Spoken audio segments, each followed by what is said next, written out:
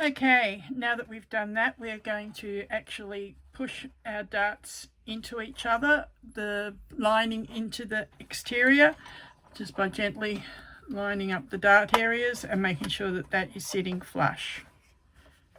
You'll notice that the top is about 1/4 inch shorter of the lining. That is normal. Now take your back lining piece and you're going to line that flush with the lining panel that's already there. Now we'll clip around the sides and the bottom and we will be back. Okay, you'll see that I've now lined up the edges and I've clipped all around the two sides and the bottom of the lining. Now we are going to baste this with a 1/8 inch seam allowance just on the edges that we have pinned.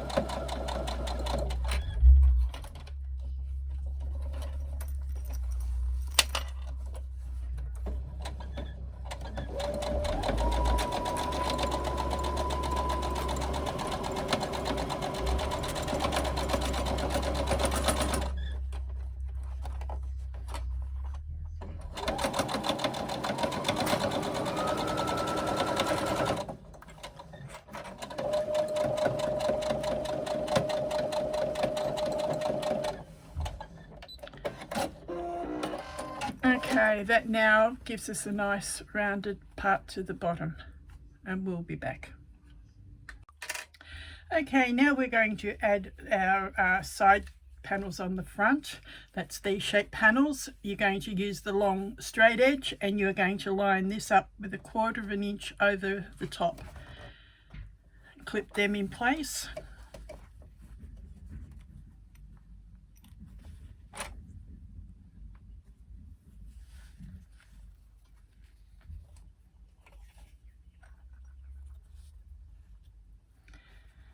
And it's just going to ease around the edge of the corner there.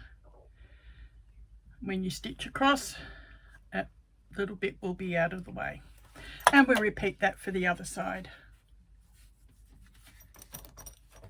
Okay, move your zipper pull out of the way.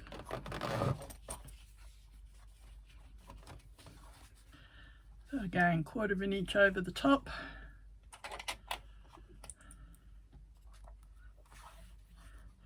Lining up down the side.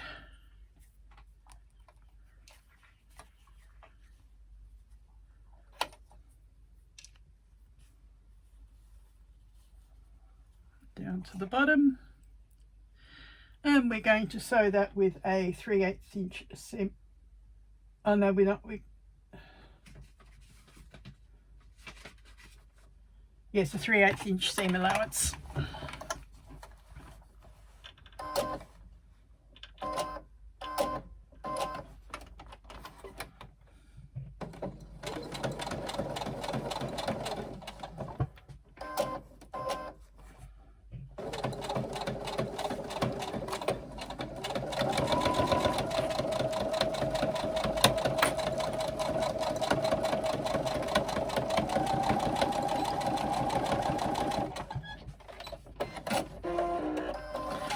And again for the other side, do the same.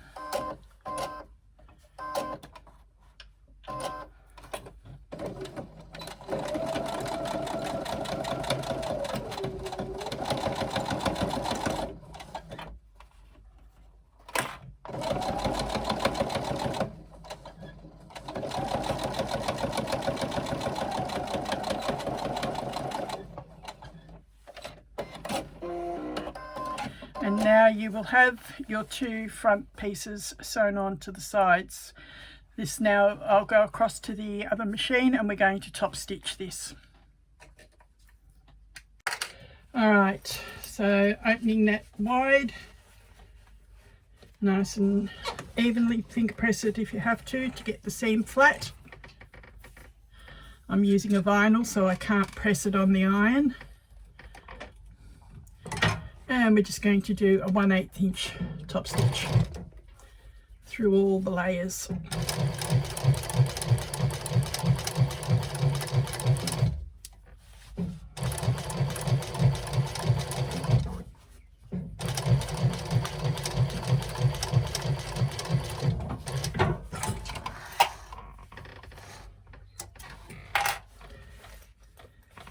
Because of what my foot is like, it's a compound walking foot, I need to come from a certain direction, so this time I'll be doing it from the top and working down. Finding my ends so I can hold them.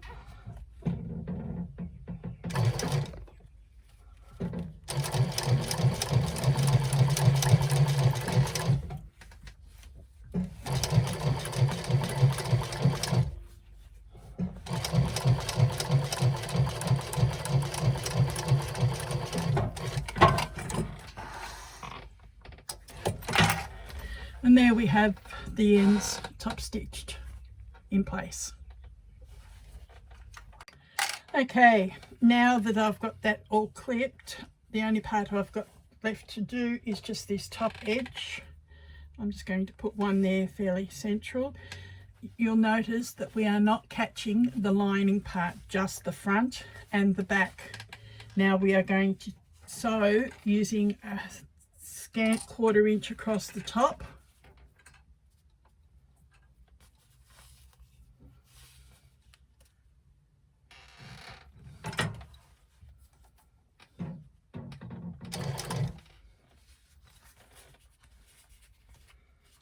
Making sure that the two vinyl edges are lined up together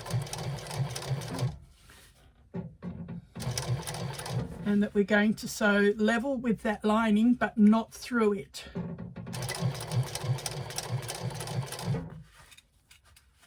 If it helps, pull it out of the way as you sew.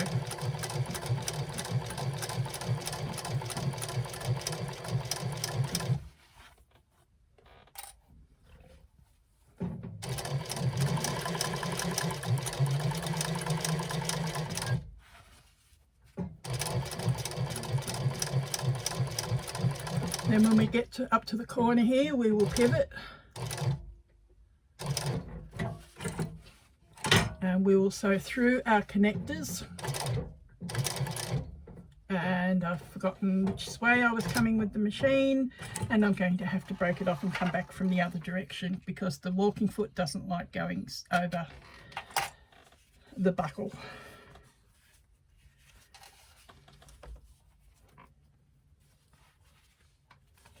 All right, I'll go back to where I started over here.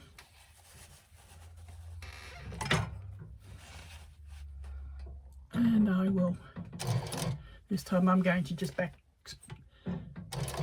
make sure that it's caught. I'm going to sew across that.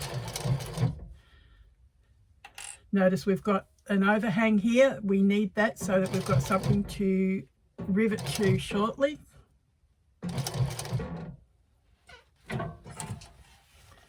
Now we pivot and we do the curved seam around the bottom.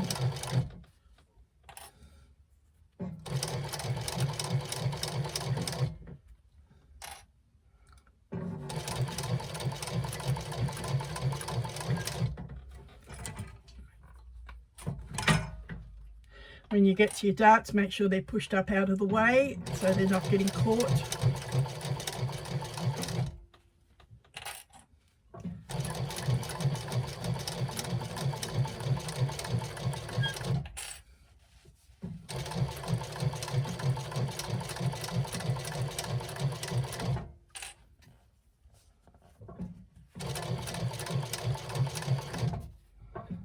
You can see from our basting before where our edges are caught so that we know we're catching it all.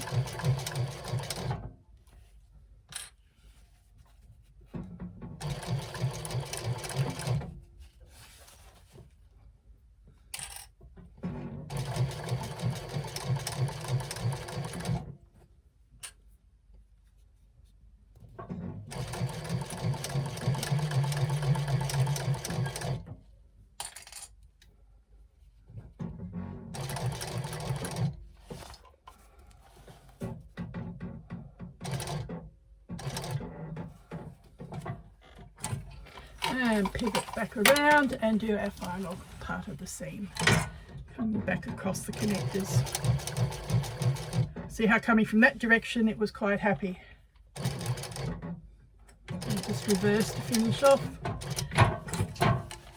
And now we have that attached all the way around. All we need to do now is trim back our bottom seam if we need to around the curves. Use picking shears is the best thing, and we still have our opening here that we can turn through. Alright, now that we've done that, all that's left to do is to turn it through our opening. Now if you have a look here, the reason we've opened the zip is so that we can get access into there. We don't want to be turning from this part. So putting your hand in and making sure you've got through the main fabric, catch the bottom and pull it through.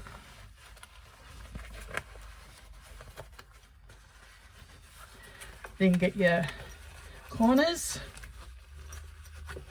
where your strap connectors are, pull that out.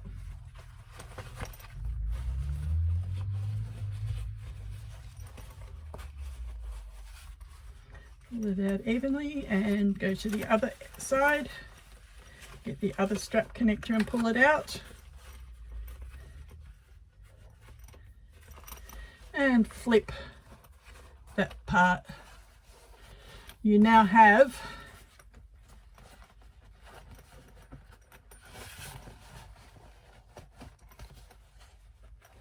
bag turned. The top is still open, but we're going to smooth that up.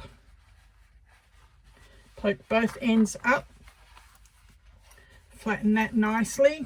I'm just going to clip it in place to hold. This time we're going to top stitch using a 1/4 inch to make sure that we catch that inside lining and close up our zip, our pocket opening.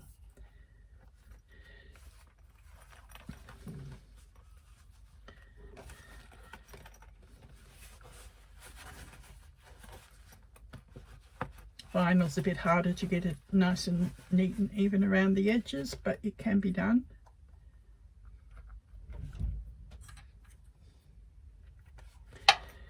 Making sure that you press your darts nice and flat there so that you're top stitching at the bottom, not catching the dart into it.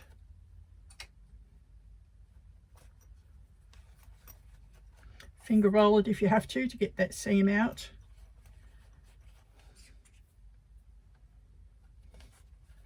Same with the next dart, make sure it's up out of the way. And now finger pressing along that top part there. There was another clip somewhere.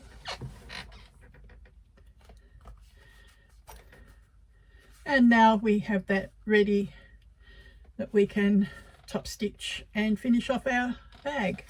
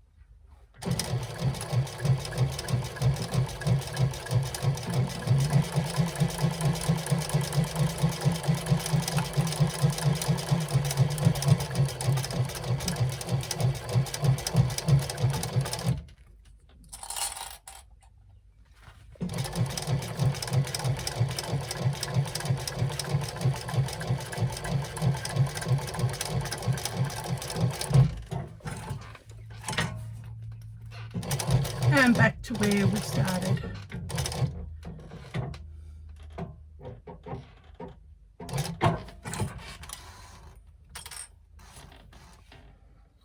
This time I'm going to pull them and tie them off. And there we have our finished bag, ready to add our straps to it and our rivets there. You can leave it without rivets if you like, but the rivets add extra strength. And good luck. Thank you.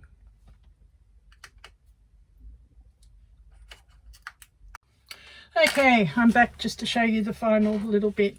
There is the rivets attached to the side connectors, both sides. That's the back of it.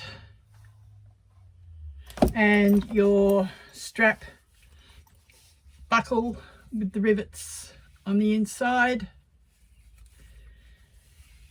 through swivel on one end and the other end is swiveled and riveted, and they attach to your connectors, and you now have a bum bag or fanny pack, whatever part of the country you come from. And there is the pocket inside, and our final top stitching actually sealed that seam at the top. Okay, thank you.